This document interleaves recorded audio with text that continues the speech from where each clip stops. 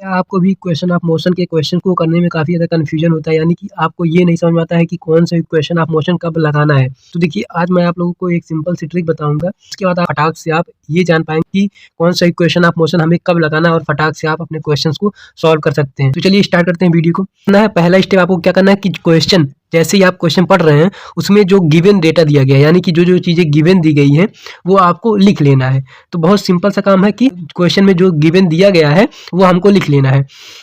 अब देखिए, अगर क्वेश्चन में कहीं भी डिस्प्लेसमेंट आपको नहीं दिख रहा है, अगर आपको क्वेश्चन में कहीं भी डिस्प्लेसमेंट नज़र नहीं आ रहा है, यानी कि डिस्प्लेसमेंट नहीं दिया गया है, तो तुरंत आप लगा देंगे फर्स्ट इक्वेशन ऑफ मोशन, यानी कि v equal to u plus a t, क्योंकि इसमें देखिए डिस्प्लेसमेंट का टर्म कहीं पे भी नहीं आता है।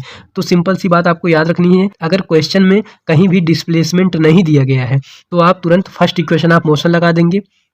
नेक्स्ट देखिए, अगर क्वेश्चन में कहीं भी टाइम नहीं दिया गया, अगर क्वेश्चन में कहीं भी टाइम नहीं दिया गया, यानी कि जो क्वेश्चन दिया गया है उसमें अगर कहीं भी टाइम की बात नहीं हो रही या टाइम गिवन नहीं दिया गया है, तो तुरंत आप थर्ड इक्वेशन ऑफ मोशन लगा देंगे आंख बंद करके। ठीक है, बहुत सिंपल सी चीज़ है। एंड अब देखिए, अगर क्वेश्चन में आपको डिस्प्लेसमेंट एंड टाइम दोनों दिया गया है, अगर आपको क्वेश्चन में डिस्प्लेसमेंट एंड टाइम दोनों दिया गया है तो आप सेकेंड इक्वेशन ऑफ मोशन लगाएंगे। ठीक है, तो एक बार हम लोग समराइज कर लेते हैं। बहुत सिंपल सा ट्रिक था कि सबसे पहले हमको गिवन लिख लेना है, क्वेश्चन में क्या क्या गिवन दिया गया है सबसे पहले वो हमको लिख लेना है। अगर गिवन में कहीं भी डिस्प्लेसमेंट नहीं दिया गया है तो हम लोग फर्स्ट इक्वेशन ऑफ मोशन लगाएंगे। अगर टाइम कहीं नहीं दिया गया है, अगर टाइम नहीं दिया गया है क्वेश्चन में, तो हम लोग थर्ड इक्वेशन ऑफ मोशन लगाएंगे। अगर टाइम एंड डिस्प्लेसमेंट दोनों दिया गया है क्वेश्चन में, तो हम लोग सेकेंड इक्वेशन ऑफ मोशन लगाएंगे।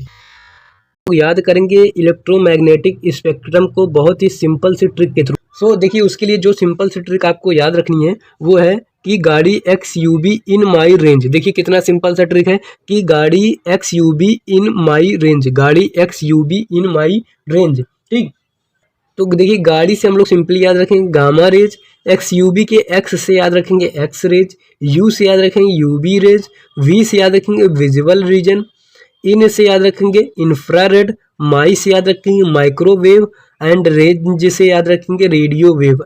सो देखिए गाइस, जैसे जैसे हम लोग नीचे बढ़ते जा रहे हैं वैसे वैसे क्या होगा, जो इलेक्ट्रोमैग्नेटिक स्पेक्ट्रम का वेवलेंथ है वो इंक्रीज होता जाएगा। ठीक, जैसे जैसे हम लोग नीचे बढ़ते जा रहे हैं वैसे वैसे क्या होगा, जो वेवलेंथ है वो बढ़ता जाएगा। ठीक, तो ये सिंपल सी चीज़ आपको याद रखनी है। ठीक, यानी कि सबसे ज़्यादा वेवलेंथ किसका होगा, सबसे ज़्यादा वेवलेंथ होगा रेडियो वेव का, और सबसे कम वेवलेंथ किसका होगा, गामा रेज का। ठीक, अगर गामा रेज का सबसे कम वेवलेंथ है तो जो इसकी फ्रीक्वेंसी होगी वो सबसे ज़्यादा होगी। ठीक, वो इसकी फ्रीक्वेंसी सबसे ज़्यादा होगी। गामा रेज की वेवलेंथ अगर सबसे कम है तो इसकी फ्रीक्वेंसी सबसे ज़्यादा होगी। ठीक, तो मान लीजिए अगर आप इन सब चीज़ों में कंफ्यूज हो रहे हैं तो उसके लिए भी आप सिंपल सी ट्रिक याद रख सकते हैं, वो है गम कम वेव, गम कम वेव। ठीक, तो गम से हम लोग याद रखेंगे गामा रेज, वेव से याद रखेंगे वेवलेंथ, और कम से याद रखेंगे कम है। ठीक, यानी कि जो गामा रेज का जो वेवलेंथ होता है वो सबसे कम होता है, गामा रेज का जो वेवलेंथ होता है वो सबसे कम होता है, यानी कि गामा रेज की जो फ्रिक्वेंसी होगी वो सबसे ज़्यादा होगी। गामा रेज की वेवलेंथ अगर सबसे कम है तो इसकी फ्रिक्वेंसी सबसे ज़्यादा होगी।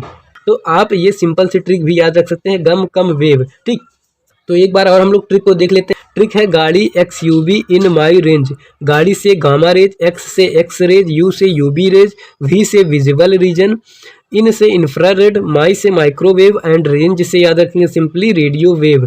जैसे जैसे हम लोग नीचे बढ़ते जा रहे हैं वैसे वैसे क्या होगा, वेवलेंथ भी बढ़ता जाएगा। हम लोग प्रोजेक्टाइल मोशन चैप्टर के कुछ फॉर्मूलाज को याद रखेंगे बहुत ही सिंपल से ट्रिक के थ्रू, क्योंकि इसमें बहुत ही ज़्यादा कन्फ्यूजन होता है। सो गाइस, किस सीक्वेंस में हम लोग देखेंगे, तो सबसे पहले हम लोग देखेंगे टाइम ऑफ फ्लाइट का फार्मूला, फिर देखेंगे रेंज का फार्मूला, एंड फिर देखेंगे हाइट ऑफ ऑब्जेक्ट का फार्मूला। सो देखिए guys, time of flight, range and height के फार्मूला में u sine theta by g common होता है। ठीक, इन तीनों फार्मूला में u sine theta by g common होता है। अब नेक्स्ट क्या करना है हम लोगों को फार्मूला याद करने के लिए, तो हमको 2 के साथ खेलना है। ठीक, हम लोगों को 2 के साथ गेम खेलना है, तो बहुत ही सिंपल सा गेम है। तो सबसे पहले हम लोग 2 लगाएंगे u के साथ। सो देखिए गाइस, ये हो गया हमारा टाइम ऑफ फ्लाइट का formula 2u sine theta by G. अब रेंज के फार्मूला में हम लोग क्या करेंगे, इस 2 को हम लोग भेज देंगे कहाँ, यहाँ पे। 2 के साथ गेम खेल रहे हैं तो 2 को हम लोग भेजेंगे कहाँ पे, यहाँ पे। 2 को हम लोग भेजेंगे यहाँ पे, ठीक। अब गाइज जहाँ से हम लोग 2 को भेजेंगे, ठीक, जहाँ से हम लोग 2 को भेजेंगे या जिसके पास से हम लोग 2 को भेजेंगे वहाँ हमेशा स्क्वायर लगा देंगे, वहाँ हमेशा स्क्वायर लगा देंगे। तो रेंज का फार्मूला क्या हो जाएगा, अब 2 को हमको क्या कहाँ भेजना है, 2 को हम लोगों को भेजना है यहाँ थीटा के पहले। अब गाइज हमने क्या कहा, जहां से हम लोग 2 को भेजेंगे या जिसके पास से हम लोग 2 को भेजेंगे वहां पे हम लोग स्क्वायर लगा देंगे। तो u के पास से हम लोगों ने 2 को भेजा है तो यहाँ पे लगा देंगे स्क्वायर। सो गाइज रेंज का फार्मूला हमारा हो जाएगा u square sine 2 theta by ji, u square sine 2 theta by G. अब गाइज नेक्स्ट हम लोग देखेंगे हाइट का फार्मूला। अब फिर हम लोगों को 2 को दौड़ाना है।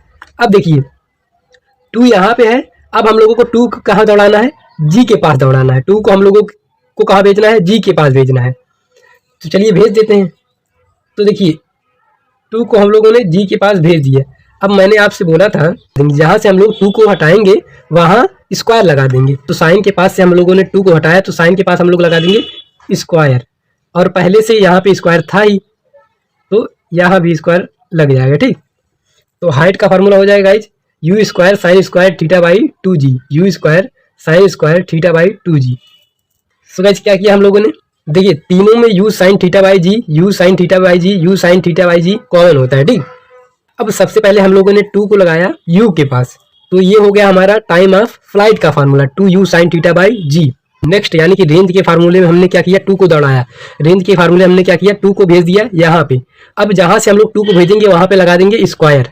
तो नेक्स्ट फार्मूला हमारा रेंज का फार्मूला हो जाएगा U square sine 2 theta by G. अब नेक्स्ट हाइट का फार्मूला कैसे हमारा आएगा, तो हाइट के फार्मूले के लिए हम लोग क्या करेंगे, 2 को भेज देंगे नीचे। अब 2 को जहाँ से हम लोग भेजेंगे वहाँ लगाएंगे स्क्वायर, ठीक। तो हाइट का फार्मूला क्या हो जाएगा हमारा, you square sine square theta by 2g, क्योंकि यू स्क्वायर यहाँ पहले से था ही। अब 2 को हमने यहाँ से यहाँ भेजा है तो यहाँ हमारा आ जाएगा स्क्वायर, जहाँ से हम लोग 2 को भेजेंगे वहाँ लगा देंगे स्क्वायर। तो हाइट का फार्मूला हो जाएगा U square sine square theta by 2g।